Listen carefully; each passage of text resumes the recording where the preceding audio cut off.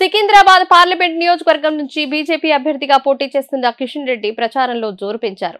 సర్వేలన్నీ కూడా కిషన్ రెడ్డికి అనుకూలంగా ఉండడంతో భారీ మెజారిటీ కోసం జోరుగా ప్రచారం సాగిస్తున్నారు. ప్రచారంలో భాగంగా ఎంపీగా తాను చేసిన అభివృద్ధిని వివరిస్తూ గడిచిన 10 ఏళ్ల కాలంలో మోదీ ప్రభుత్వం దేశాన్ని ఎంతగా అభివృద్ధి చేసింది అనే విషయాలను వివరించడంతో పాటు మళ్లీ మోదీ ప్రధాని అయితే రాబోయే కాలంలో చేసే అభివృద్ధి మరియు సంక్షేమ కార్యక్రమాలను గురించి వివరిస్తూ ప్రచారం చేస్తున్నారు.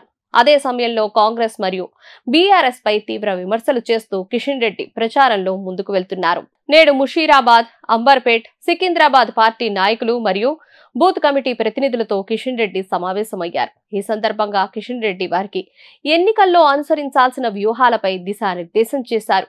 ఈ సందర్భంగా కిషన్ రెడ్డి మాట్లాడుతూ ప్రచారం తుది దశకు చేరుకొని ఎన్నికలు రాబోతున్న నేపథ్యంలో బూత్ కమిటీ ప్రతినిధులు అప్రమత్తంగా ఉండాలి.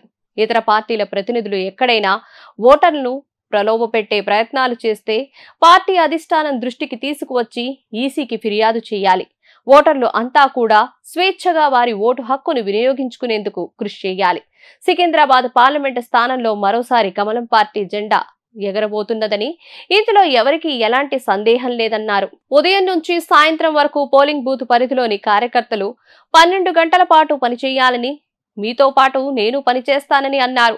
ఈ నెల 10న ఎల్బీ స్టేడియంలో జరిగే ప్రధాని మోదీ సభను విజయవంతం చేయాలని అన్నారు. ప్రతిరోజు 10 నుంచి 30 కుటుంబాలను ప్రతి బూత్ లో కార్యకర్త కలిసి వారికి మోదీ ప్రభుత్వ విజయాలను వివరించాలన్నారు. 13న పోలింగ్ జరిగే రోజు ప్రతి కార్యకర్త తన నివాస సమీపంలోని 10 కుటుంబాలతో ఓటు వేయించే దిశగా ప్రయత్నం చేయాలని సూచించారు. ప్రధాని మోదీపై కాంగ్రెస్ నాయకులు చేస్తున్న విమర్శలను కిషన్ రెడ్డి తిప్పికొట్టారు. రిజర్వేషన్ల రద్దు అనేది పూర్తిగా అవాస్తవమన్నారు. అంబేద్కర్ స్ఫూర్తితోనే మోదీ పాలన సాగిస్తున్నారని కిషన్ రెడ్డి అన్నారు.